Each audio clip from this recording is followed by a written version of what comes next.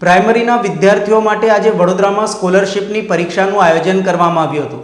ગુજરાત સરકાર દ્વારા પ્રાઇમરીના વિદ્યાર્થીઓ માટે સ્કોલરશિપની પરીક્ષા લેવાઈ રહી છે, જેમાં વડોદરાના વિવિધ સ્કૂલોમાંથી વિદ્યાર્થીઓ આજે ઉત્સાહ સાથે પરીક્ષા આપવા માટે આવ્યા હતા। ધોરણ 6 થી 9ના 10,000 કરતાં વધુ વિદ્યાર્થીઓએ શહેરની વિવિધ સ્કૂલોમાં પરીક્ષા આપી હતી। સૌથી મહત્ત્વની વાત, વડોદરાની નગર પ્રાથમિક શિક્ષણ સમિતિના 2000 કરતાં વધુ વિદ્યાર્થીઓ પરીક્ષા આપવા માટે બેઠા હતા।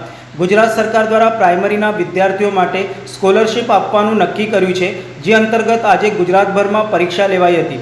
જો કે આ પરીક્ષા આપવા માટે બાળકોના નંબરો 10 થી 15 કિલોમીટર દૂરની સ્કૂલોમાં આવ્યા હોવાના પણ આક્ષેપો થયા હતા।